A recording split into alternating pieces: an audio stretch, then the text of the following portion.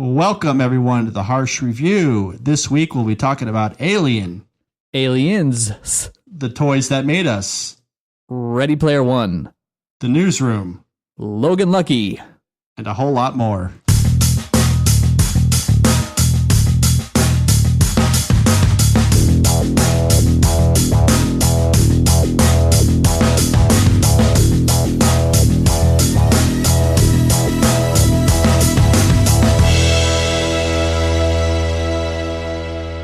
How's everybody doing? This is episode 17 of the Harsch Review. I'm your host, Ryan, and with me is my brother, Sean. How's it going, Sean? What's going on, Ryan? How you doing? I'm pretty good. Happy Nice. Easter to you. Yeah, happy Easter. Recording this on Easter. Also April Fool's, so kind of a weird combo. Yeah. A bit sick of social media by now. Yeah, I'm not paying attention to it. Yeah, good call. Right. Yeah, just reading all kinds of stupid stories. You're like, hey, I'm not going to believe anything today, so why even bother? Yeah. Yeah, I think the good one I read, though, was some stupid story about Spielberg casts, the guy from Hangover, the Asian doctor that's a comedian now. Ken Jeong? Ken Jeong, yeah. He was cast as an adult short round in Indiana Jones 5. Whoa. I know, that was probably the best one, but Yeah, outside of that, one. most of them are pretty bad. Yeah. I could totally see that. Yeah, well, that's kind of scary. Yeah, what? I hope not. Yeah. You never know. Yeah, but Stranger things have happened. for sure. So nothing exciting for you, huh? Well, I went to the movies and I saw Ready Player One in 3D. Oh, okay. Yeah, I really enjoyed it. It's a very entertaining movie. I made a point to read the book shortly before I went and saw the movie. And, of course, the books are always better. I mean, the book has obviously a lot more detail. It takes place over a longer span of time. So the movie has to definitely condense itself. But I found it to be a really good ride. I mean, great CGI, definitely entertaining the entire time. I was never really bored at any particular moment in the film. And casting was great from start to finish. It was great. How does it feel being a Spielberg movie? I mean, he's almost 70 now. This is definitely something that's a little more youthful, is it not? Yeah, absolutely. I mean, there's a lot of nostalgic and a couple nods to either films he's done or films he's maybe produced, or there's even an homage in there to some past stuff as well. Going into it, I thought it would all be kind of 80s stuff, but it's definitely not that. It incorporates elements from, maybe the 70s all the way up to the present time. But I mean, it still feels like a Spielberg film for sure. Kind of, the bittersweet ending and the, not too crazy on the bloody violence in this one. It's definitely a little soft. Yeah, definitely aimed at the PG-13 crowd, but I really liked it. I'd love to see it again just to kind of pick out all the little things that really kind of come and pass you by that you might miss the first time you see it. So it would definitely hold up on a rewatch. Yeah, I've been doing a little bit of reading on it. I haven't seen it myself yet, but it's had a really strong Easter weekend opening, over 50 million domestic, maybe 160 million worldwide. And what's interesting is the blend between, I guess what the criticism I'm hearing is that there's departures from the book and that the marketing campaign was maybe a little bit more skewed towards the virtual reality aspect of it, when in reality, I guess the whole movie that's not the main hook. I don't know. I haven't seen it, but what do you think? Did you feel that the marketing or the trailers and stuff were maybe a little deceiving after actually seeing the movie? No, I mean, I think trailers should be purposefully ambiguous. I mean, you don't always want your audience walking in there knowing every single thing that's going to happen in the movie, which unfortunately a lot of previews they give do away these too days. much. Yeah. Yeah, I mean, back when we were growing up, it was like you wouldn't see a whole lot in the preview. Sometimes really nothing at all, and then you get to the movie and you don't have anything ruined for you. But some movies, they show you the whole thing. I think the marketing for this was fine. I mean, there are a couple like surprises in there that I didn't really see in the preview that I quite enjoyed. So I mean, and then as far as the book complaints go, I mean, having read the book, it's like there's a lot of stuff that's not going to translate to the screen, and it's great in the book, but it's like, unless it was an HBO series or something, you really couldn't carry over a lot of those things onto the screen. Gotcha. CGI technology notwithstanding, I just don't think a lot of stuff would translate. Yeah, you got to give Steven the benefit of the doubt in, telling this story in a very confined period of time. Is it like, what, a 2-hour movie maybe? Yeah, it's about 2 hours, 20 minutes. Okay. But it goes by like that, man. I mean, it's like I said, it's just, you're kind of fascinated. A whole lot of times watching the movie, my jaw was almost dropping. I mean, there's some really cool stuff in here. You kind of feel like a kid watching it at times. It's just a fun movie. Don't go in there expecting they don't really overburden you with the technicalities of all the technology they're using. So you're not going to get lost in that at all. It's just a fun movie. And you said you saw it in 3D. Did you feel this is a good movie to see in 3D? Oh yeah, totally. Like a lot of other 3D movies, it's not like constant barrage of just that. And that's kind of how I like it. Cool. Those glasses aren't always the most comfortable thing to wear, but whatever. Yeah, I know. Right on. Well, I'm glad you had fun. Yeah. Yeah, get out and see it. It's definitely worth watching. I might even go see it again just to pick up on everything else. Yeah, that's cool. I definitely need to go check that one out. Mm-hmm. I took up your advice on seeing Netflix's Wild Wild Country. Oh, okay. Yeah, for those who don't know, Wild Wild Country came out on Netflix a couple weeks ago. Six episode docuseries, I guess. And we talked about it, I think, in the last episode or two, just pretty much about the Rajneesh clan in Oregon.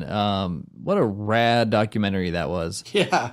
Wasn't it? I mean, it was. I was riveted, man. I told you I saw it in 2 sittings. I couldn't stop watching it. Yeah, they did a great job with it. I do have some beef with a few things on it, but basically it was, as we kind of mentioned before, it took place in the 80s. All these people showed up in Oregon, and they set up their little cult pretty much out in the middle of nowhere, and then just started trying to take over the county and the town to protect themselves and armed themselves in typical cult fashion. It like starts off with all great intentions and then gets really dark, and then there's a bunch of twisted stuff going on.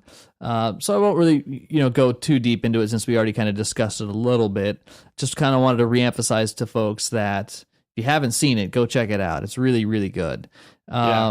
My only complaint with it is they didn't really do a good job of talking about like why people followed Osho, their spiritual leader, and what made him so unique. Yeah. I mean, I don't know. I just kind of felt like that was missing. You really have to look at the time period. I mean, because when you see the guy, I mean, no spoilers, but you're not going to really get to hear him talk for a while. And then it's like when he talks, it's like, oh, okay, I wouldn't follow this guy. He's not that charismatic. But I think if you look at it, when a lot of people started gravitating towards him, it was, actually like early 70s. So it's kind of like the hangover from all the drug abuse. A lot of these people were kind of like expatriates. They went to India because, the Beatles and the Stones and bands were going there and getting enlightened. So I think a lot of people at that time, I mean, I don't know if it was all drugs, but they were just kind of feeling like, yeah, this is a place where I'm accepted and I'm young. And, I mean, that might be like, they could have done a better job explaining that, but that was kind of my interpretation of it. He just happened to be right place, right time, and had something that could be sold. Yeah, like a lot of these cult leaders, I mean, you look at it after the fact, and in hindsight, it's like, yeah, why would anyone go with it? But a lot of time, these people are lost, they're confused, they're needing something in their lives, and that kind of fills a void for them and makes them feel like they belong. Yeah, the guy's kind of an idiot. It seems like he's just kind of cruising around, and he likes a lot of vanity, and doesn't seem to have that authenticity that an Indian guru would have.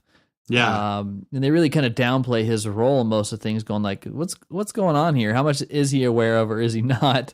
Yeah, it's very interesting though, because that's a huge reason why there's such a huge homeless problem in Portland and around Oregon today, is because of how many homeless people they shipped in just to try to curb the vote, which was crazy. I had no idea that they pulled in 35 homeless people from around the country in 1 month to try to boost voting in favor for them. in the county, Yeah. and just more than that, just kind of crazy. And then it's like later on, they're like, "Oh, wait a minute, maybe we shouldn't have brought in all these homeless people." Yeah, we can't control them. Let's try and drug them, and then it just goes on from there. Yeah. But anyways, yeah, Wild Wild Country, guys. Just wanted to give another shout out. Go watch it. It's rad. Yeah. Anything else for you? What else you been watching, dude? I got The Toys That Made Us. It's a recent documentary series, another one from Netflix. And this was good. It's pretty short. It focuses just on kind of nostalgic toys, and then gets into the backstory. And they're all pretty fascinating. Like, for example, I didn't know Barbie was based on a German whore. I didn't know that either. Yeah, I just watched the Star Wars one. Did you watch all the episodes? I did. I watched all of them. Yeah, the Star Wars one was good. There's a He-Man. With He-Man, it was basically like, we're just making shit up here, guys. So, whatever, let's just throw stuff at the wall. And that's kind of what He-Man, that's the vibe you get from the show, is like a lot of this stuff. It's like these guys are just, hey, let's try this, and it might not work. Let's see what happens. I think I got booked for another run of episodes. It's good. Like, the only kind of complaint I have is the guy narrating. He just sounds a little too chipper for my taste. Yeah, it's like a little like the 80s, these toys were made. Look at this. Yeah, I know. Amazing. But I think it just kind of fits the vibe of the show too. I mean, what they're talking about. So kind of reminds me of like how it was made, those half-hour shows where they showing you like tennis rackets, and then they talk about something dumb, a baseball bat and gloves, and then like the show just shows you a bunch of machines, and there's just some guys all positive talking. You got to make it interesting somehow, right? Yeah. But I mean, a lot of this stuff was interesting. I mean, like just with the Star Wars one, it's like, it's like all the people that passed it over. I know. I mean, and then the fact that the movies versus the toys made so much more than the movies. And and then we even get to see George Lucas in there too. Well, if you know anything about I think some of those episodes are going to be hit or miss. That's why I haven't kind of gone and watched them all. But the Star Wars one's really fascinating, simply because of how complicated it was to actually get them made, the timelines and the corners they had to cut to get them there, and how the toys were not even available when the movie launched. So you kind of got like a promissory note from the vendor that's going to go on like, hey, in 6 months, you might get your toy in the mail, and all these different things that most people kind of know about the Star Wars, but to see the interviews and the guy who designed the Millennium Falcon toy and all of them talking about it, and that one guy that's got his treasure trove of the biggest Star Wars collection. The professor. Yeah, it's just crazy. Yeah. There's a lot of really interesting things there. It is. It is fascinating. I was just kind of flipping through. I'm like, oh, let's check this out. Yeah. And ended up liking it. Can't wait to see what they're going to do next. Nice. Yeah. Toys That Made Us. Yeah. I watched Logan Lucky on Amazon Prime. Okay. This was, I've heard of the movie. It was referred to me of kind of going like, hey, this is something you're going to like. It's got like Channing Tatum in it. It's got James Bond. It's an interesting, it's got a pretty diverse actually, cast and crew in the Adam Driver's in it. Yeah, Kylo Ren. I call them by their character names. Of course. Like, who's Adam Driver? Yeah, I know. Oh, Kylo Ren. Yeah. Yeah, Kylo Ren. I don't know any characters that Channing Tatum has played though, so I don't really know what to call him. But it's a Soderbergh flick. I didn't know going into watching it. I probably should have paid more attention. But it's a pretty, Katie Holmes is another good cast in there. Seth MacFarlane, which he was in it, which was kind of annoying in my opinion. Yeah, he's always annoying. It's that guy's. Yeah, he's starting to wear real thin on me. But anyways, 15 minutes is gone, buddy. Yeah, but it's basically these two North Carolina brothers are pulling off some big heist during the NASCAR race, North Carolina. It's a heist movie. It's pretty interesting as far as how they do it. I always kind of like heist movies to where the formula though, that you watch it, did they succeed? And then there's some dumb twist, and then and then there's another twist, and then it's over. You know what I mean? So it's kind of Ocean's 11, but in Yeah, the South and it's- with race cars. It's the exact same formula as Ocean's Pretty 11. much. Okay. Yeah, where you watch Oh, Ocean's wait. 11 and you're like, did Were they? you paying attention? It doesn't show you what they did, and then there's a little Right. montage of how badass they were based off of just editing. It's okay. It's a little bit slower than I would have preferred, and there's a little bit more. I think the writing. I thought the writing was better than it was, because it's a lot of stuff just kind of like, okay, it doesn't really translate that well. It is interesting to see them all kind of play these Southern boys. Which they and did. Daniel Craig's always fun. Yeah, I mean he was a little bit more of the highlight in it, but it's just pretty unbelievable with a lot of their different things. I mean, much like Ocean's 11, like, are there really people that are going to pull all this off? I don't know. It's worth watching if you want to have a fun heist movie. It's not boring. It wasn't too exciting. I didn't really expect anything from it, and I was like, okay, it wasn't too bad.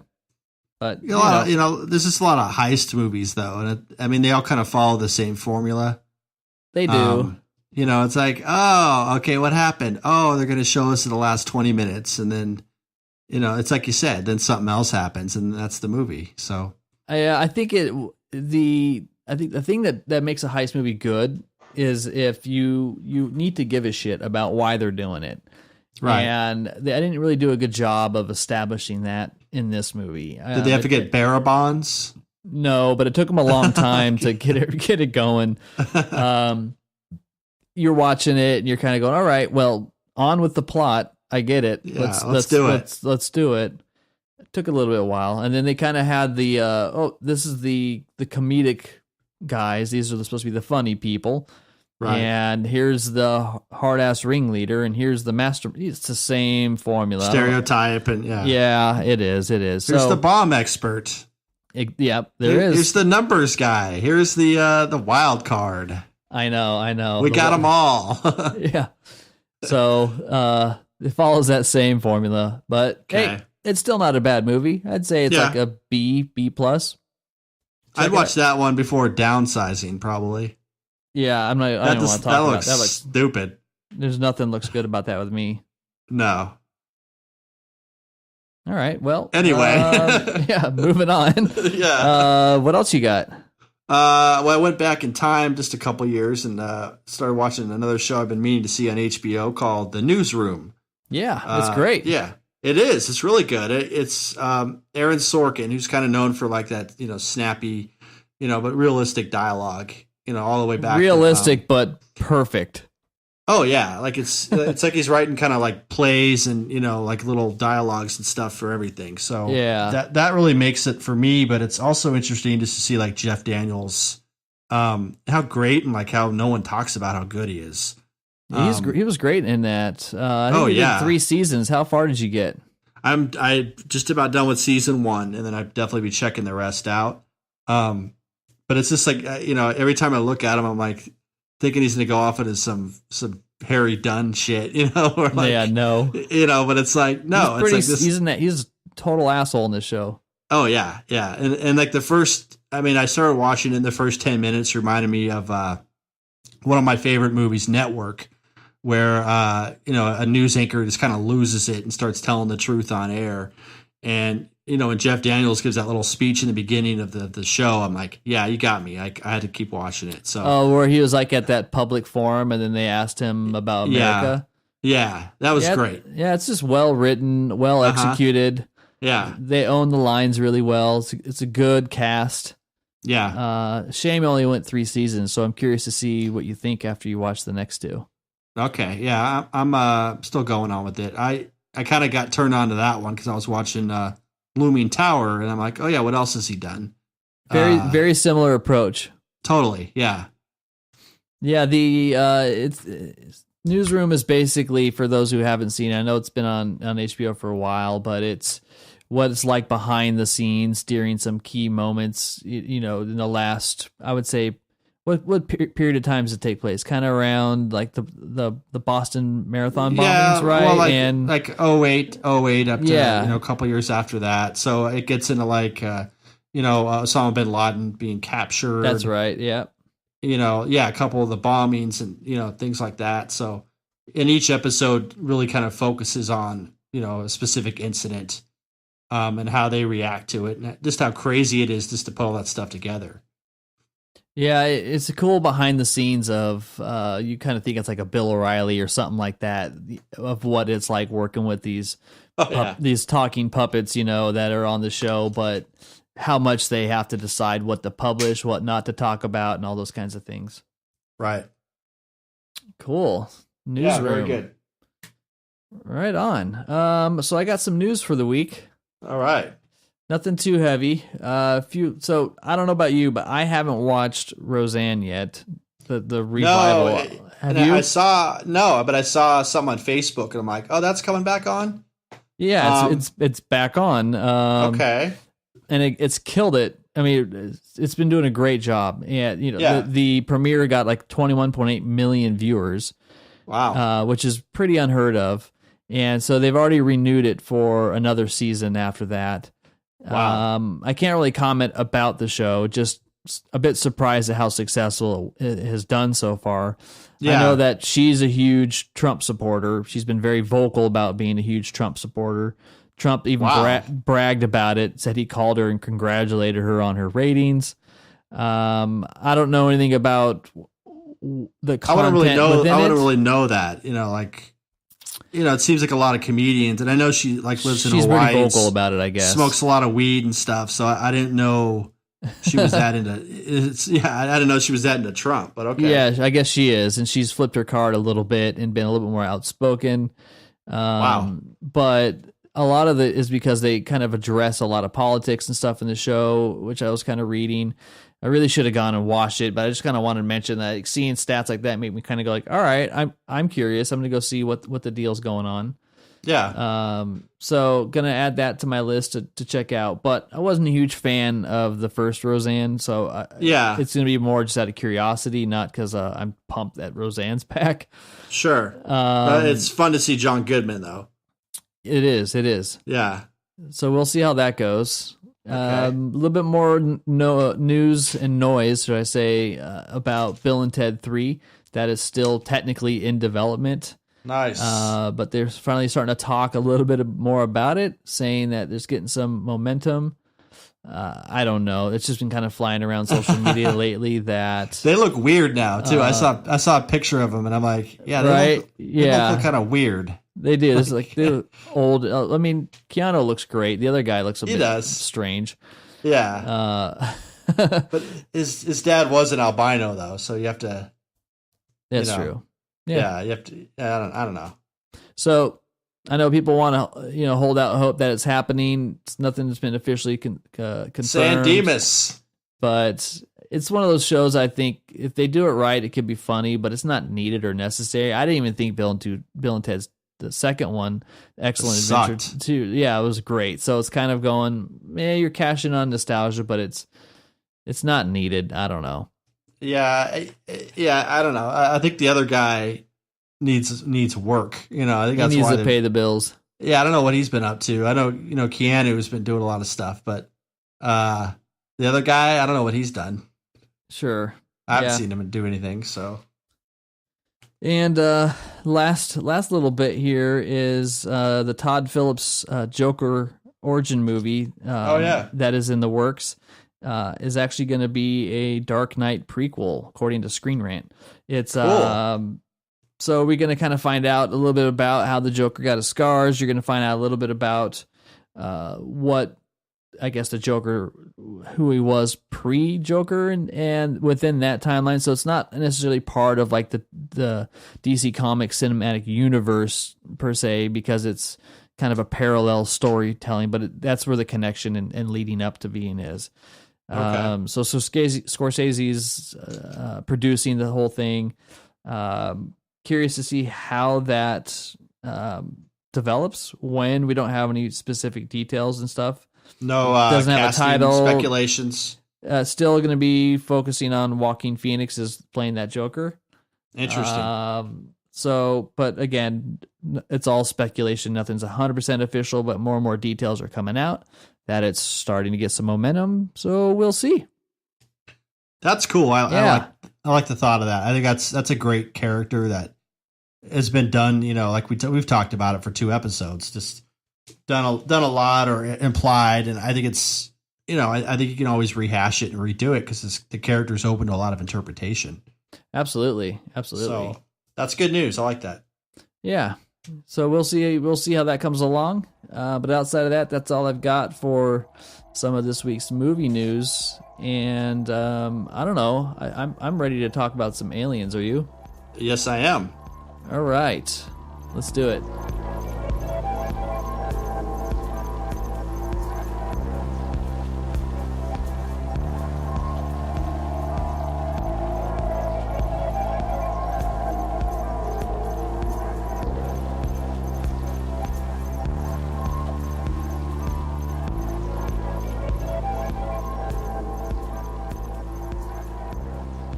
So Alien is a 1979 film. We can put it in the science fiction horror genre, and it's directed by Ridley Scott. Stars Sigourney Weaver, Tom Skerritt, Veronica Cartwright, Harry Dean Stanton, John Hurt, Ian Holm, and Yaphet Kotto. And obviously the first film in what became a very large franchise. And kind of just the basic premise is we have this very aggressive extraterrestrial creature gets on a ship and starts to kind of pick off all the crew members one by one. You know, if you haven't seen this movie, it's been out for a very long time, so I think you should go see it. It's been almost 40 years. It's definitely one of the top-rated movies that everybody talks about when they talk about science fiction. Definitely a hallmark for Ridley Scott himself, which I'll get into in a little bit. But you know, I just kind of want to see what your thoughts on this movie are, Sean, before I proceed and go from there. Yeah, Alien is a interesting movie because it's kind of like Jaws in space. Yeah, and that's kind of what that's interesting you said that, because that's kind of what they used to pitch this movie. Okay. Yeah, that exact same terminology. Yeah, I don't want to steal your thunder. Sorry about that. Oh, no. I mean, that's kind of what any movie they pitch, it's always like, it's like this, but this. Sure. And that's how they do. So this one was definitely that. Yeah, and I think that for me, I saw this obviously in the 80s at some point, and it was definitely pretty scary. Very slow. After going back and watching them, I've seen Alien several times over the last, several decades, but yeah, kind of going back and watching it, you start to kind of realize that, much like Ridley Scott had done with Blade Runner or other films, it's very creative in identifying like a new genre or type of movie that all others afterwards can't help but being influenced by, and almost can't help but just like poach from this template. Yeah. And that's what kind of fascinates me the most. I know this is a popular movie. A lot of people have actually kind of hit us up to talk about Alien and Aliens and Alien 3, which we're not going to do. But I know buddy Bobby down in Southern California was like, you got to talk about Aliens. And I'm like, all right. And then you mentioned it and I was like, perfect. Let's do it. Yeah, I saw that comment too. And I'm like, yeah, let's get. And I think the first two are really the only ones we should talk about. I agree. But after the second one, big drop off. It's a nice blend of futuristic thinking. It's a nice blend of the way that they portray technology, tension, the way that an alien looks on screen, just the music. There's a lot of really cool things. And then one of the most ones I think most people overlook is it's the first movie I remember seeing where there's like a very strong female role as like the lead. Absolutely. So as a kid, I think this is probably the first time I saw a movie where you're just like, all right, she's badass. But outside of that, I mean, I can't think of any other early 80s movie where there was a strong female lead like this. So, yeah. Yeah, and she was pretty much an unknown actress. It was up between her and Meryl Streep, actually. And interestingly enough, they had both gone to college. They both went to Yale. And I think they were like roommates or something. So they both knew each other. So it was down to those two. But Meryl Streep was mourning the death of her boyfriend at the time. So she obviously couldn't do this movie. So they picked Sigourney Weaver instead. Which, she's doing fine. I found interesting. Yeah, she did a great job with it. Yeah, absolutely. Budget of the movie at the time was $9 to $11 million. Total box office take was worldwide, 104.9, and then $203.6 million. Won an Academy Award for Best Visual Effects, obviously. And at the time, I mean, yeah, like I said, it really launched. 1979, man, 11 million. That's a lot of money. Yeah. Well, I mean, you know, and interestingly, it's like we compare it to Jaws a little bit. And in Jaws, it's like you have that Spielberg was a big fan of Hitchcock. And Hitchcock believed that, you know, if you don't show the terror enough, it still creates this picture in the mind of the viewer, you know. So it's this whole psychological thing. With Jaws, it was like you didn't show the shark the whole time because half the time the shark wasn't working, you know. So from a technological point of view, it was like he had to kind of cut down on the shark presence because the machine itself wasn't working. You had no choice. Yeah. You know, with Alien, it's like, do you want to take a guess as to how many minutes total the alien is in the movie? 8. 4. Yeah. For real. Yeah. 4 minutes. Yeah. Like, I remember seeing that going like, where the hell is this thing? You know? Right. Like, and that's like the full like gestation because there's really like 4 phases of the alien in this movie. And you don't see the full thing until like an hour into the movie. That's true. So there's a lot of like, you know, yeah, like I said, it's a lot of tension. And then also like, you know, my little theory about the movie is there's really like 2 dangers on this ship.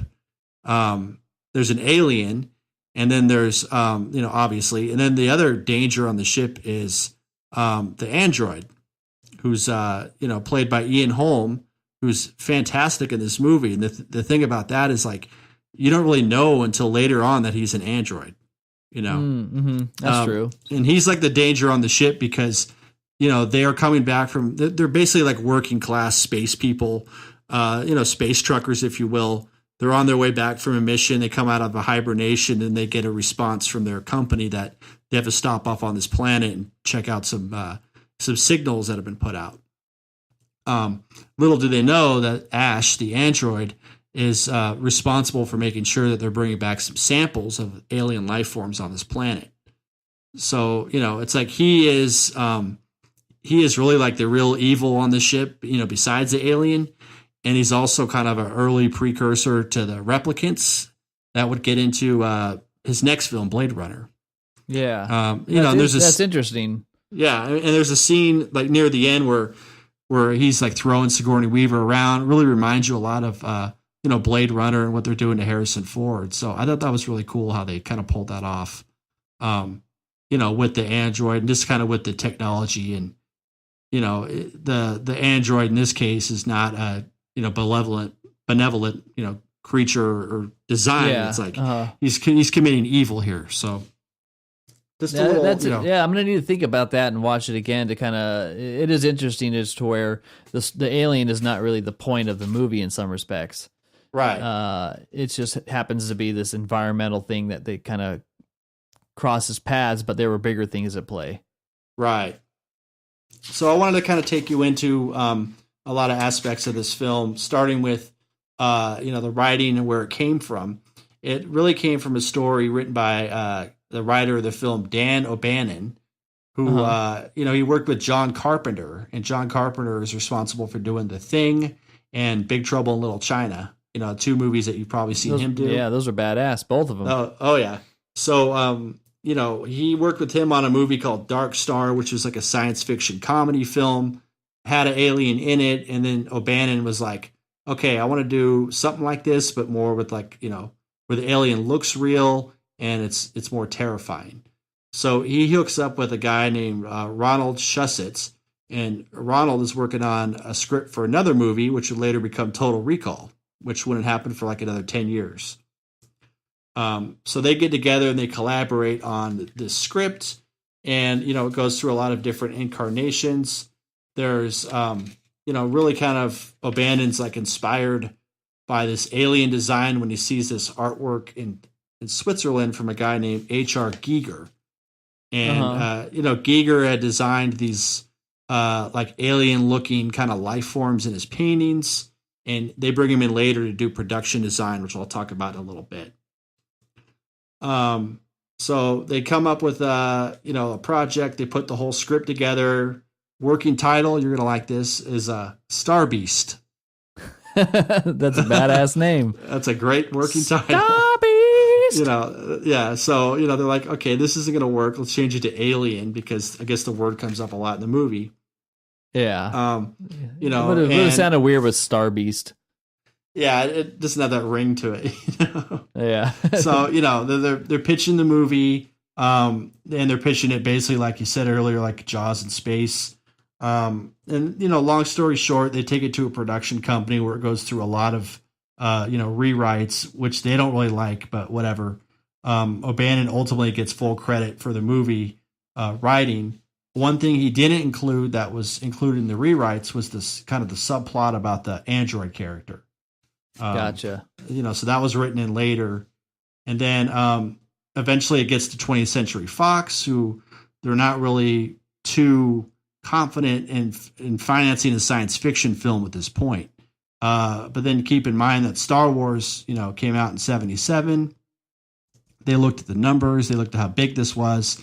So, they gave it the green light to go ahead and make the movie. Bam. So, yeah. So that was, And this was, I think, Ridley's second actual feature film after doing a bunch of TV stuff. Yeah. And so it's interesting looking at, he did like with the Duelists, which I'd never seen or heard of, and then went right into Alien. Right. And then Blade Runner came after this. Yeah. So he started off pretty strong sure. with some of those movies, and it just went in a completely different direction. But it's cool to see in these kind of movies how early they are in some of these film or these directors' careers. Yeah, and I mean, they tagged him to do it, and then Ridley Scott sits around waiting around for 20th Century Fox to get their shit together. And while he's waiting around, he goes ahead and takes the script and writes detailed storyboards for like every single scene. Mm-hmm. And then he takes them to 20th Century Fox, and they're so impressed that they double the budget. So, initially they probably budgeted at like $4 million, and then they see these storyboards and they see Scott's vision. They're like, okay, we're going to double the budget of this movie overall. Because he made these storyboards with like designs for the spaceship and the spacesuits.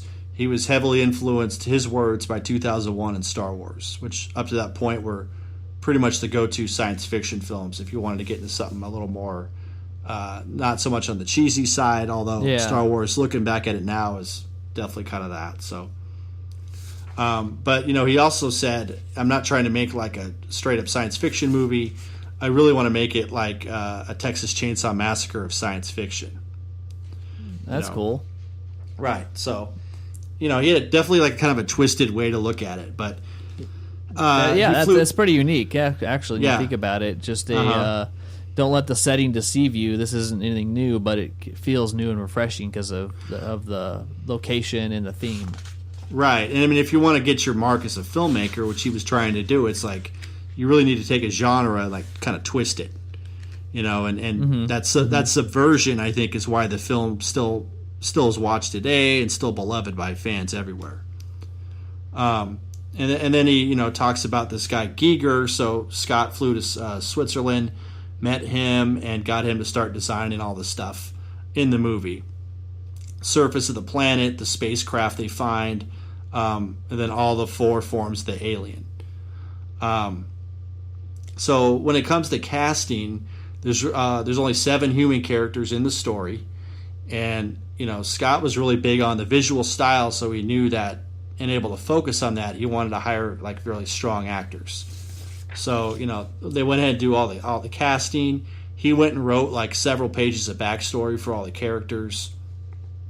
One interesting thing I found in my research is that Tom Skerritt, that part, he plays a guy named Dallas. That was originally offered to Harrison Ford, and Harrison turned it down. Aw. Yeah. It's okay, though. He would have done a good job in it. Yeah. So, but it's like these characters are really like identifiable. They're all working class, and they're also like a lot older than like normal movies of this type. They're all like in their late 30s or 40s. But they're like normal everyday people. They're not like any kind of elite status. They don't have any superpowers. They're just like, they're basically just trying to get back home and collect their money. And then this crazy shit happens to them. So, yeah. So when it comes to filming, we're looking at about 14 weeks. in 1978, like the latter part of 1978, mostly done in Shepperton Studios in London. We had a crew of over 200 people that were making the sets. So when we look at the sets, we have the surface of the alien planet, the interior of the ship, and then this derelict spacecraft that they find where all the eggs are. So, a lot of it was like, model miniatures and stuff, but they also went into like, sand, plaster, fiberglass rock, and gravel to design everything. So like a really big, like kind of attention to detail in the way everything looks. Yeah, it looks great. They did a good job with it. It's actually funny too because you see some similarities between this and like Star Wars and other sci-fi movies that were starting to kind of come more of age, and they still managed to have their own point of view, their own look. Really gritty and dirty, and I think that by shooting it in that type of environment, you can maybe cut a little corners and have it feel more authentic. But it's one of the first space movies, other than some of the glimpses you get from Star Wars, that kind of shows like technology. Everything's just really dumpy and trashy and run down. It's not all glamorous.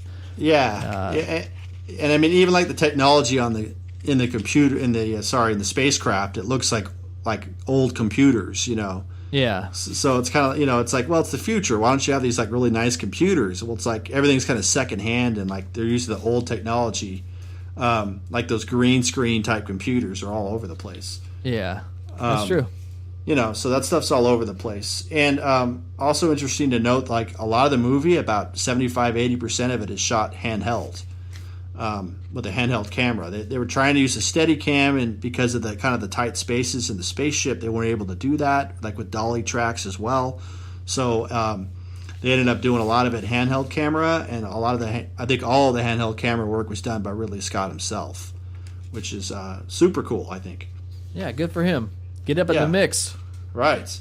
When they came down to the movie and like they cut everything, the final cut, or rather the cut before they edited, was over 3 hours. Like when they were all said and done, it was about 3 hours and 15 minutes, and then they ended up cutting it down to just under 2 hours. Yeah, that's a lot on the floor. Yeah, and some of that stuff has come back in like the new like release. The recently. Different cuts. Yeah, or just like extra stuff added in, which is pretty good, but it's like it makes you wonder, like, well, what else did they have to cut out? Sure. So talking a little bit about like the set designs. There were 3 decks in the Nostromo, and they were all created like on one piece, and they were all like in a separate stage. And it's like everything was kind of tight, so it really creates that like claustrophobia when you're watching the movie, because that's kind of one of the emotions, or one of the feelings that you get from watching this film, is like that claustrophobia the entire time. Yeah. Not just the fact that the aliens are running around in the tunnels and stuff, but that they're in this like tight spaceship and they can't get out. There's nowhere else to go. It's stuff that is used to create everything. Like they use scrap metal, they use parts like airplane parts, a lot of stuff to save money. This coincidentally was also used in Star Wars. So in Star Wars they used a lot of like scrap metal and old kind of plane parts, and Alien they did the same thing. Nice. Inside the spaceship, when they find the alien spacecraft in the egg chamber, they got a bunch of dried bones, put those together with plaster, and they sculpted together a lot of the scenery elements. So that's kind of like a lot of the stuff that went into a lot of the technical stuff, yeah. Yeah, but like a lot of stuff too, it's like they had to kind of make it whatever it was. I mean, they had the models, and then they were originally all yellow, and it just took like a meticulous amount of time to do everything. And then Scott looked at it and says, I don't like it. Do it over again. So it's like weeks and weeks of planning, and they ended up doing everything like in a gray, but he was the director. So that's kind of what it was. The creature effects are really cool in this movie because obviously keep in mind it's all before CGI. So they really had to be kind of innovative with the creature effects. So remember the scene where John Hurt finds the egg for the first time? Yeah. So that's like a fiberglass egg, and there's like you look inside it, there's like something moving around. Uh-huh. That's Ridley Scott's hands. So okay. he puts his hands in there and moves them around, and then the kind of stuff that's inside there is they used a cow's stomach. Gross. Right. So it seems like a lot of stuff in this movie. They went to the butcher shop and got like a lot of this stuff. There was other scenes. There's sheep's intestine. And they're shot out of the egg using higher pressure air hoses. There's shellfish. There's oysters. There's like sheep kidneys. So like a lot of this stuff is made out of like, meat and things like that they have to kind of do. Yeah. Now, any discussion of Alien is always going to bring up that famous scene. You know what I'm talking about? The chest? Yes, the chest bursting scene. The chest burst. Yes, which was actually parodied in Spaceballs. I know. Hello, my baby. With the same actor. I don't know if you know that part. No, gotta get paid though. Yeah, he's like, "Oh no, not again!" And it happened. Oh yeah. So this is really kind of cool how they did this. That scene was done in one take. 4 different cameras, and believe it or not, that chest burster is a puppet. It's a puppet. It's a puppet. So they had like John Hurt's head and arms and a fake torso, and then under the table we had like a puppeteer on a skateboard, and they used a purposefully like long table. So the puppet was on a stick, and then when they did the chest burst, they shoved it up through the fake torso, and then a lot of that stuff that you see, well, all of it that you see in that scene, the responses are all real because all the actors knew like this stuff was going to come up. What they didn't know was how much blood was going to come up out of this guy. Gotcha. all it's the just fake shooting blood out of there. Yeah. Yeah. So there's, the other female, Veronica Cartwright, when she screams, that was a genuine response and she got covered in blood because she had no idea that they were going to be using all that blood. That's the way to do it. Surprise the actors, get it to be authentic. Absolutely. That's cool. The puppet comes up and then they cut a slit in the table so that the stick can just go all the way down the table. And he's on the skateboard going through it, and he has an air hose under the tail of the puppet, so he's just kind of making the tail go around. So that that's a memorable moment. It's been called one of the most memorable moments in cinema history. That's definitely iconic, and it's been parodied a lot of different times, and it is pretty unique for an Alien film. But it's not surprising to where it has to find the host in order to birth. The xenomorph. Is that the right xenomorph? Yeah, the xenomorph, which is like the final incarnation of the alien. Also, there's another scene in there where the android, Ash is revealed he's an android and they have to destroy it. That's also a puppet, okay? Where there's the torso and the upper body are on the table because they split his head off from his body. That was used, so Ridley Scott sent some guys down to the market. They came back with milk, caviar, pasta, and glass marbles, and they just threw all that together and made the inside of the android, because you could pretty much do whatever. No one knows what that really looks like. So sure. It is pretty interesting colors when you see it. It's like gross. Yeah, right. I like the tone, though, because that kind of stays true in the next films and stuff. So absolutely. So the guy who made this, who really designed it and inspired the movie, like I said, is H.R. Giger.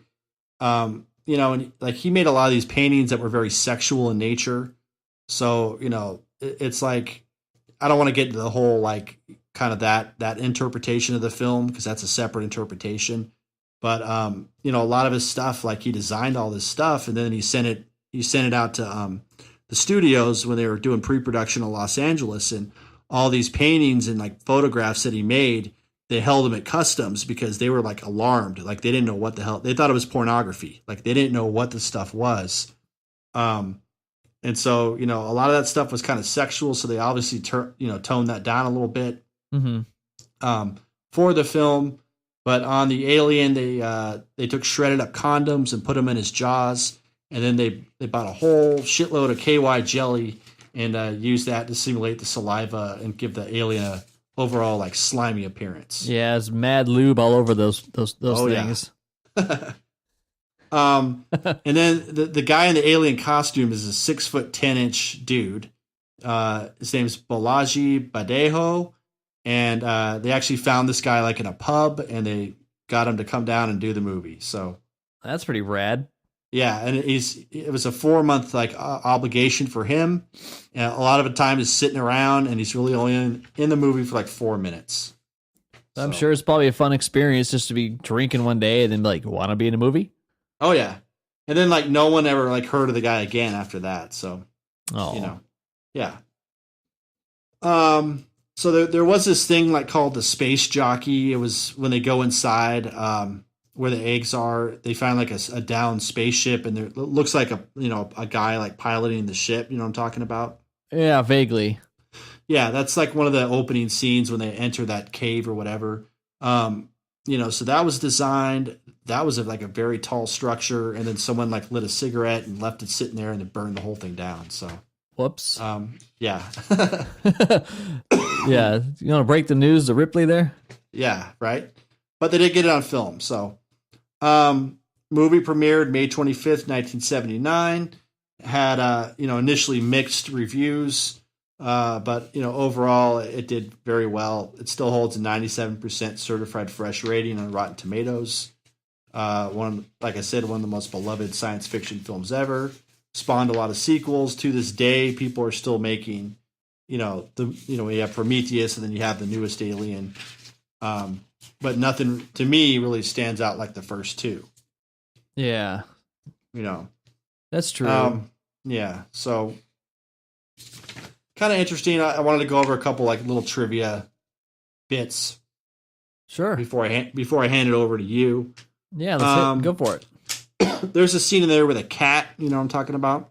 I do. The little shithead. Cat, right. The cat sees an alien, and they have to get like. Of course, it's probably really hard to work with animals, so they have to get a certain reaction out of this cat. So get the hiss.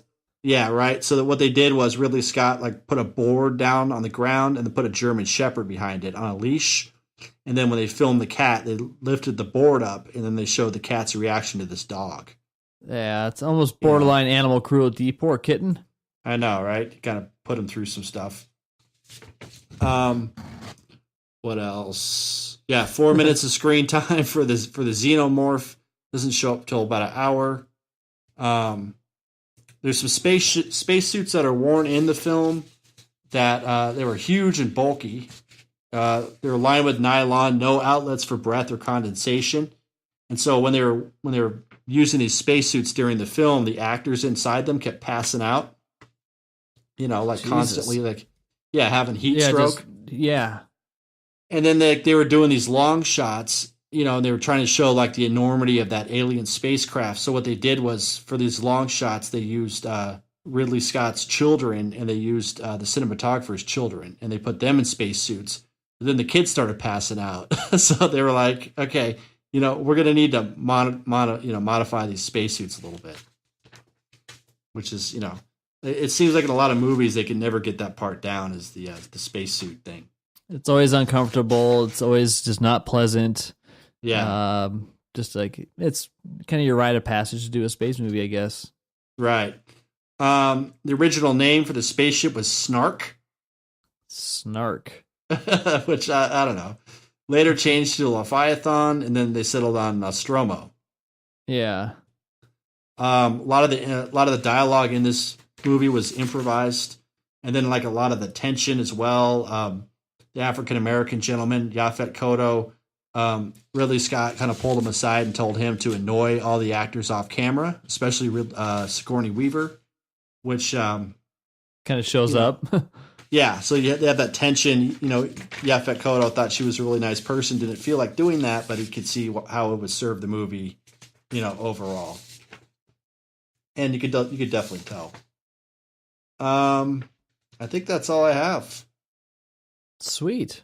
Alien eggs, 130. Jeez. Yeah, right? Like 130. So, I mean, there's even one of them on display at the Smithsonian, I believe. I've heard, yeah. So, a lot of this stuff, like I said, like very meticulous, a lot of attention to detail, which still makes it a great film. So, one last thing I wanted to say. since we did talk earlier about the toys. So Kenner, that they made an Alien toy for Christmas in 1979. So like it's the Star Alien Christmas. Yeah, right. Hey kids, guess what we got for you? My own xenomorph. Right, Thanks, Dad.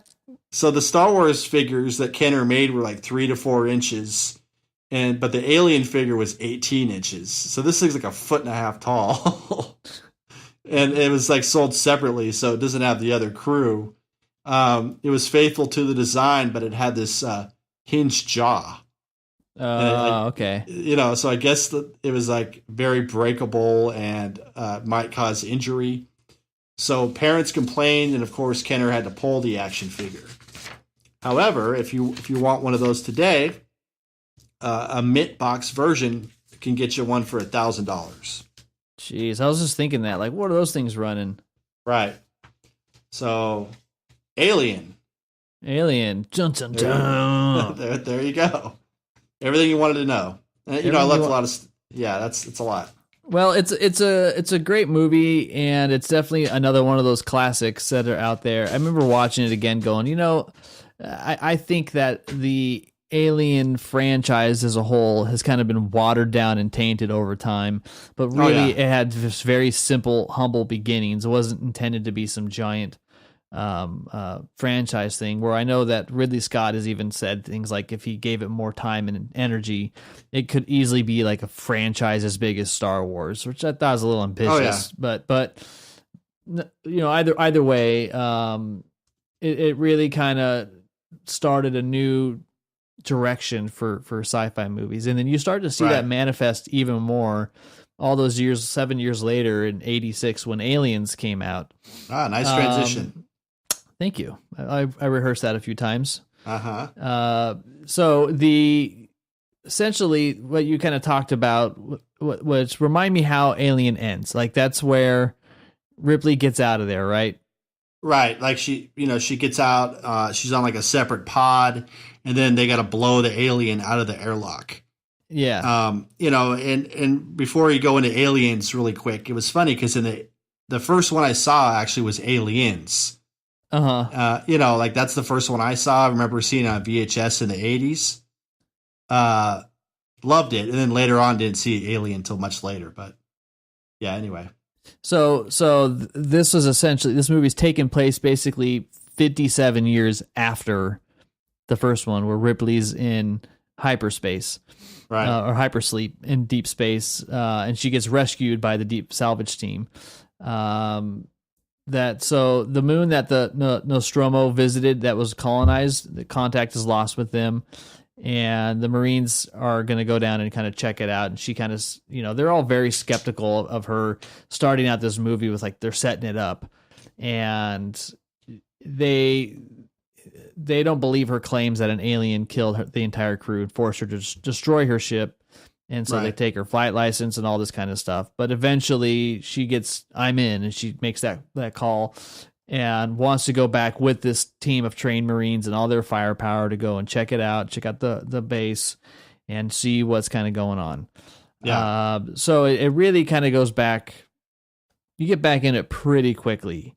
But there's a few things I wanted to kind of note as the plot starts to develop, is you start to see, much like we talked about earlier in heist movies, you start to see that template for space movies where you got all your dumb personalities. Right. And it's a little bit tired now because we've seen it done so many times, but you just kind of have to play along knowing that in 86 or 79, that wasn't really a template as much. Yeah. Maybe you saw that in some war movies, but wasn't as, generic. So you've obviously got your hard ass, you got your tough girl, you got the tough guy, you've got the creep you don't trust who's there for the money. You've got every different kind of role. The lieutenant or whatever who's in charge. It's like the rookie, kind of inexperienced. No one really, puts their faith in the guy. Exactly. And so there's a whole lot going on in this one. And I'm not going to talk too much about just their overall plot. I'm going to assume that if you're listening to this, you've seen it. But if you haven't, that'll help you maybe go back and enjoy it without having too many spoilers. Right. I think some of the things that I found doing research on Aliens was really just about how long it took to get off the ground and how long it took. And then the role, James Cameron played in, which love him or hate him, at that time, his stock was doing pretty well. Yeah. They really didn't know if they were going to make this movie. It got kind of tied up in a lot of political BS between different studios and things like that. And a lot of people didn't know if James Cameron was going to be the guy for it. He wasn't too experienced, and they said, if Terminator's a success, we'll let you give it a go. And that's kind of what set it up. So Cameron was really thinking that Terminator was a movie that no one would really give a shit about. So he really tried to use that as his template for developing things for Aliens. Huh. Yeah. So, for example, he said he went on saying there's a scene in Terminator where Linda Hamilton is crawling through like all this machinery, and he thought this will make a good dry run. I'll get some of this stuff worked out so I know how to do it when I'm doing Aliens. And he kind of was kind of like early on he was like asserting himself as the next Aliens director. Yes, he was really pushing for it, and kind of came to that agreement with the studio that if Terminator succeeds, basically we'll let you have at it. And this was 20th Century's Fox. You got their attention because his script for Terminator was pretty good. And in 3 days, he did a 42-page rough draft of what, basically an outline and an ideas that were far from complete of what he would do with Aliens, basically. That's a lot of coffee or a lot of cocaine in 4 days. I'm willing to bet some combo of both. But that shows how prolific that guy is. Like you said, he does come off as a dick, but I think he's probably one of our best directors. I mean, the guy has tremendous vision. You can't really put that past him. Absolutely. And so, but they said that, if Terminator was successful, they would credit him as the writer and give him the opportunity to direct Aliens. And Terminator performed well at the box office. And what's even more impressive is all during this time, Cameron also co-wrote the screenplay for Rambo: First Blood Part 2. So, I didn't know he had a hand in that. Yeah, there you have it. But that's not to say that Cameron didn't have his ups and downs as he tried making this movie, which many critics say is probably the best sequel of all time. I agree. I can't think of many others. I mean, Empire, maybe, but I think Empire gets romanced a bit too much. I'm talking about Empire Strikes Back, Star Wars. I think that gets romanced too much. It's still a great movie. It's definitely better than A New Hope. But it's not really, the New Hope's not setting the bar up too high for something like Empire. With Aliens too, it's like he's taken it the next step further with the advancing technology that films were getting. So it's like, I'm not trying to outdo, you always wonder when a different director comes in, and what they're going to do, if they're going to mess it up or whatever. And he has total respect for the story, total respect for the character of the alien, but he's just using the newest technology to kind of bump it up to the next level, which is definitely admirable. Absolutely. And that's what's kind of cool is you get to see him start developing a lot of stuff in this movie that he had to be innovative with it. Yeah. He didn't have a huge budget. I think he was working on $18 million at the time, and was doing this over in Pinewood Studios in England. And because he had a low budget and tough working practices that Bill Paxton said was indentured working practices of the British crew, such as several tea breaks that brought production to a halt. Not surprised. And most of the crew worked on Alien, and they're very fond of Ridley Scott, and they just did not like this 31-year-old James Cameron.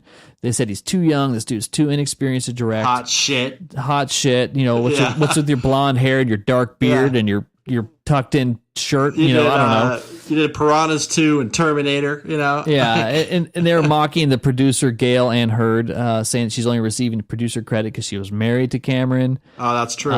Cameron clashed with the original director of photography, Dick Bush, because this dude Bush started... What's his name? Dick Bush. Dick Bush. Yeah, I'm not making it up. That's his name. It's a good porn star name. Yeah. But this Bush guy is saying that the schedule couldn't be met, and it was insisted that lighting the alien nest set too brightly, and all these different things. So people were kind of laughing at the two. So the British crew was just giving Cameron a really hard time, and they didn't respect him. And so Cameron tried lots of things to win over the Brits. They were filming this before Terminator was released, so he didn't really have any credibility with anybody. So he scheduled a screening for like the crew to go watch Terminator, and like no one showed up. Like they just didn't care. He was trying to get all these unionized workers behind him because they were sick of working 14-hour days. Didn't happen. Wow. And because eventually at some point, Cameron fired the assistant director just to kind of send a message to the crew that he's not fucking around. And it seemed to work. I don't have any time for this Mickey Mouse bullshit. Yeah, they got their act together. Yeah. There's also some other issues that Cameron ran into, though, because Sigourney Weaver, she got a 2,757% pay increase for the sequel because Fox was considering other female actors for part 2, but Cameron, coming in off of Terminator, was saying, I'm only considering her. She's the only lead person for this. So Sigourney went from getting paid $35,000 for Alien to $1 million plus percentage of the profits for Aliens. That's quite a raise. Yeah, so she eventually went on to make $4 million for Alien 3, $11 million for Alien Resurrection. Did pretty well for herself. Yeah. But again, Cameron was really creative with how he was doing a lot of these effects. And there was even a part where the studio was bitching that you spent a huge chunk of our budget on sets. We don't see any special effects. And he went, actually, those are models and miniatures you're looking at. So they're all like feeling great about themselves because they fooled all the executives that actually thought they were building sets. And when you watch it, there's a lot of that going on. I mean, even none of it holds up, but for the time, it's pretty decent. You see the little ship flying in the clouds, and you're like, okay, what's going on here? I mean, a lot of that like outdoor stuff looks like Terminator, like the futuristic kind of Terminator stuff. It does. And the whole movie's really dark, which is interesting, is that it's really, really wet, rainy, dark, just looks like a miserable ass place to be. Well, he was in like London, so it's like...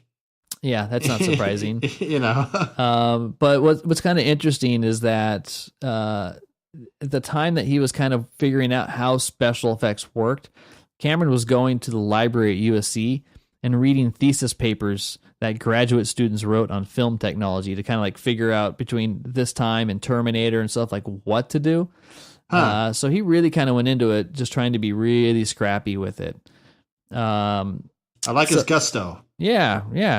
Yeah, he got some. That James Cameron has some moxie. See? Yeah, he got some moxie. He got some real chutzpah. So, aside from just, they didn't really have major production issues in kind of making this movie. There was a big issue though. Again, with the studio, is that the finished movie was 2 hours and 17 minutes long. So what that basically meant is that it could only be played 4 times per day at a theater screen. But if Cameron and his team could shave off about 12 minutes, they could play it 5 times a day. And going against Fox Studios' wishes, he didn't edit it down. And that 12 minutes cost Aliens about $4 million. Wow. Yeah. So it's basically that's the amount of gross profit it would have lost on opening weekend. Do you know the scenes that he cut? He didn't cut to make it happen. Oh, I gotcha. Yeah, he left it as it is, and the studio wanted him to cut it so they could make more money, those bastards. And again, that's like very ballsy for a new director. Yeah, absolutely. It's good for him. I mean, and back then it's like you didn't really have those, aside from like maybe a Kubrick, like you didn't really have those like auteur directors who had total control. So to take that step is pretty brave. Yeah, it was. But he pissed off his composer, James Horner, basically only gave him 3 weeks to crank out the movie's score. Thought he'd have 6. But it's easy. Just writing film scores. He did get an Oscar nomination for it. Good for him. And then Cameron eventually brought him back for Titanic. Nice. But kind of made it there. Along with the production, other issues that Cameron ran into is Ray Lovejoy. He's the editor, and he almost lost his job because another porno name. Yeah, I know. Starring Ray Lovejoy and Dick Bush. Dick Bush.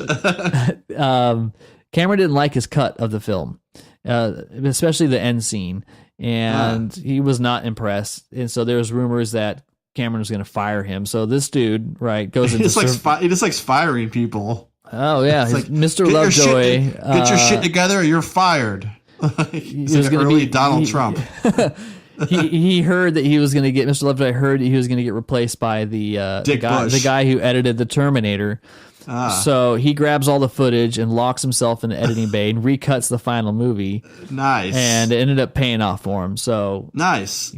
Sometimes the best stuff gets done under pressure. Yes, exactly. Sigourney killed it. She's the first female to receive a Best Actress Academy Award nomination for a role in an action movie. Good for her. Which I didn't know. Yeah, which was pretty rad. Took a while, but yeah, and a couple other just production facts that kind of make this movie interesting. The sounds of the aliens is baboon monkeys. So this kind of reminds me of our Jurassic Park discussion, right? On rewatching it sounds like an elephant. Yeah, they're shrieks recorded from baboon monkeys that they manipulate a little bit. Nice. And then the huge alien queen took 16 people to edit, and they all had to do it in real time. So there really wasn't any post-production on that giant puppet. It was 16 people. It was some people in there and things like that. What was it? So anyways, let's keep moving on. I'm not taking that bait anymore. We got to put that to bed. You don't want to go down that rabbit hole? Okay. Yeah. I wish there was another term for puppet. So we can get the thesaurus. Yeah, let's look at the thesaurus here. Let's see. Keep going. I'll do the work on the side here. Creature, doll, figurehead, figurine, marionette. Yeah, so the marionettes on the set of Aliens. I don't know. Has quite the ring to it. But then it takes a quick turn and it goes dupe, jerk, mannequin, moppet, mouthpiece, patsy, pushover, Schleimel, victim, soft touch. So I don't know. Soft touch? Yeah, got a little creepy there. What are you doing with that puppet? Yeah, get your hands off my soft touch. Here's one, cat's paw. Yeah. He put his hand on the cat's paw and controlled it from behind. Minion stewed. All right, whatever. Yeah. We're sticking with puppet. Yes. Okay, so, but yeah, big ass instrument that marionette was. Yes. And the figurehead was so large, it didn't fit into the elevator in the fight scene, so they had to remove like its tail and put the smoke behind it to hide it so they could make it fit. I love in that scene where the alien just like gets in the elevator. I know. It's like, and he's all like patient, you know. He's all okay. It's just a little hard to believe. He's all like tapping his foot, looking up at the floors as it's going out. Yeah. Then all of a sudden the fight goes on. All right, let's go. Yeah, that last fight scene where she's all in like her little mech suit and it's like moving so slow. It's like it's like Newt is like hanging on to her like an appendage. You know, it's like all right. Yeah, which was a doll half the time when she's running around. Poor Newt. Which I was I didn't really care for that character at all in this movie. It's the only movie that girl's ever done. She never went on to acting again. I wonder what she's up to. She's a school teacher. Ah, cool. Yeah. But the some of the other things to notice is like when you see the aliens like running down like the tunnel scenes and stuff, that's like a vertical shaft that they're filming from below, and they're lowering the aliens that are people in their costumes with their spandex harnessed to a rope and being dropped downwards to make it look like they're running along the ways. So cool. They kind of hung them by strings to kind of get some of those effects. So they were like true marionettes. Yeah. So that does work. And there's a lot of actors who are playing all the various aliens in this film. A lot of dancers and things that were having to make it much more active because there's a ton of aliens. Yeah. The set that was used for that Queen's alien nest It's also the same one used in Tim Burton's Batman, where like the Joker falls in the vat and all that stuff. Oh. Yeah, I didn't know that. Like that, like industrial works type of thing. Same. It's old power plant that was in London. Same one used. So when the crew for Batman showed up, they were freaked out because they saw all these leftover props from Aliens. We're like, what the hell is this? Bunch of like KY jelly all over the place. yeah. Just looked like Dick Bush has been here. Yeah, someone wrote on the side of this vat, Dick Bush was here. And Robert Lovejoy. I know, yeah. But that's kind of the gist of some of the, I think, coolness that surrounded this. Yeah. There's a couple stories. This one's, maybe a little bit more romanced. But the way that James Cameron sold it or did the pitch is they said it took about 8 seconds. And he goes, like, imagine this swagger. I don't know if this is real, but just kind of go along as he walks into the room with all the 21st Century Fox studio execs. And on a whiteboard, he writes down the word alien. And then he puts an S on the end. Oh. And then dollar signs through it, and then it was sold. That's like the romance story, how he pitched it and sold it to the executives. Sounds like a bunch of bullshit. I know. I'm like, yeah, that sounds a little too good to be real. Yeah, but it's what I read. Let's try there, Jimmy. It's what I read. Okay. My favorite part of this movie is Bill Paxton. The late Bill Paxton, man. The late Bill Paxton. He says the word fuck about 25 times in that movie. So fun. And he's like a James Cameron dude, right? Like he's in a bunch of his movies. Yeah, he is. Yeah. He is. Even back to Terminator. Yeah, it's just he's kind of the thing that makes the movie, because I can't really take a lot of these characters serious after time. Right. I get how this movie's rad, and I get how it's popular, and it's a fun popcorn movie to watch. But it's just a little bit too much for me in some respects with the a lot of like gung ho bullshit. But it's like that Paxton character. That's like exactly how I would react if I saw all those aliens. Like I would be losing my shit, no matter how many guns I had or how tough I said I was up in the whole movie. Yeah, that's true. Yeah, I mean, I like him, and I like Bishop. Those are my two favorite parts of this Bishop's movie. rad, and he plays a pretty convincing. I think he did better than Bilbo did in the first movie. Sure, pretty convincing. Different model, different approach to it. You see a lot of androids and things like that in the movies afterwards, but I felt that his portrayal was pretty cool. He did that pretty cool trick with the knife too. Yeah, and Paul Reiser plays like the biggest dick ever. I know. I forgot he was in this when I saw it. Yeah. But he's good. I like him. He's good. He plays a good prick. Has his own initiative because he wants to kind of take back, signs of alien life. Right. So there's a lot of cool things there. I know they strayed a lot from the novelization for this one. Kind of pissed off a lot of different people. Wow. I know. Man. Boo. But it was a good assignment. Curious to see what you guys thought about the alien or aliens. Maybe we should just kind of close out and say, well, what are your thoughts on just the Alien franchise and where it's been since this one?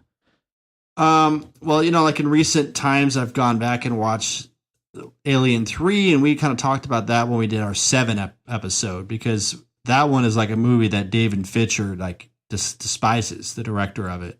Yeah. It's just kind of a mess. The one after that is kind of a mess. I did kind of like Prometheus in the newest one, like a little bit more. But it's kind of like, I mean, you really can't like build a movie like this or a franchise on this based on the characters, because eventually, besides like Ripley, they're all going to get killed. So it's like, you really can't make these characters more than one dimension, because, by the end of the movie that most of them are going to be gone. That's kind of what the template is, just wait for them all to get picked off except for the main character. So it's like, I think it's like the first 2 are great movies, and I'll keep watching them. I own them both, definitely love them. I can honestly care less about a lot of the older ones, by bringing it back and keep redoing it. I think it's just, you're getting a little bit too redundant, enough is enough. Yeah, Prometheus is interesting because it was kind of like the prequel to a little bit of everything. Sure. Although it wasn't really supposed to be.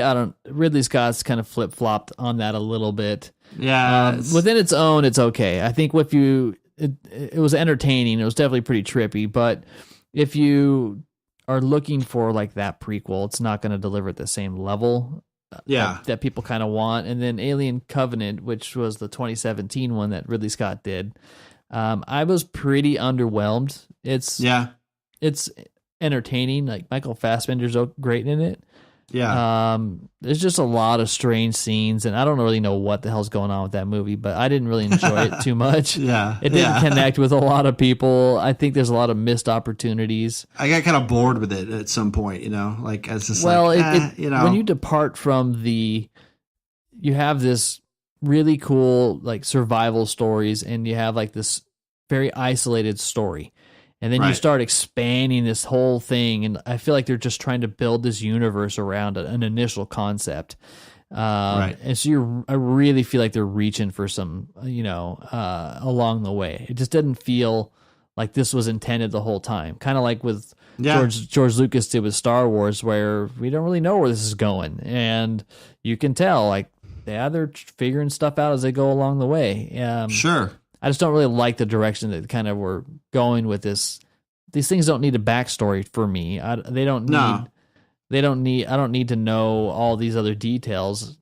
Just keep telling the same kind of story. Maybe have them fight the Predator. That was always kick ass in the comics. Yeah. And they did that. They did that one movie, didn't they? Alien versus Predator. Oh yeah. With Adrian Brody, I think. Yep. Or that was Predators. Yeah, but Predators. Did both. Okay. Yeah. Yeah. But I mean, that's interesting. Yeah, like AVP, that was right. Right. There's a couple out there. It'd be cool to have the alien, go up against like other villains. I think that's kind of cool to do that.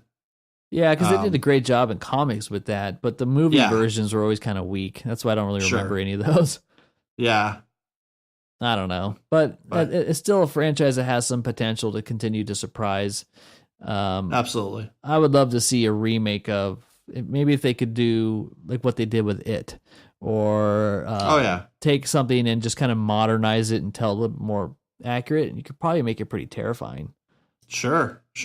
We'll see. Yeah. I think that'll sum it up. Yeah. Just want to mention, like, this was a fan pick, so anybody following the show, please, post like your requests, and we'll definitely get on them, because it's kind of nice when we have the listeners respond and tell us what they'd like us to cover, and definitely it's fun to kind of research. I mean, these were already kind of my favorites, but it's someone brings them up, it's like, oh yeah, that would be a good episode. So thank you, Bobby, again for putting that one out there, and all you other listeners, if you have requests, please drop them on the Facebook. Love to hear it. Yeah, head over to that Facebook, check it out, or you can follow us on Twitter, Instagram, The Harsch Review. And if you've made it this long and you listened to all 17 of the episodes, I want to say thank you very much. If you haven't done so already, go over to iTunes, leave us a 5-star review. It's a good way of saying thanks. Or you can go over to our Patreon, patreon.com/The Harsch Review, and you can support the show for $1 a month, and that helps pay for the research of alternate words to use instead of puppet. Yeah, because we're gonna have to dig deep on that one, sir. Yeah. This cat's paw and marionette are not gonna do it for me. Yeah, I don't know what's coming up next week. I think we'll decide in a couple days. So if you're hearing this, send us a message, jump on there, talk about it. Looking forward to what you guys think. Thanks for all the listeners. Yeah, I think that should about do it. Yeah. Yeah, we're good. All right. Well, what's your name? My name is Puppet. My name is Sean. Thanks for listening. Have a good one.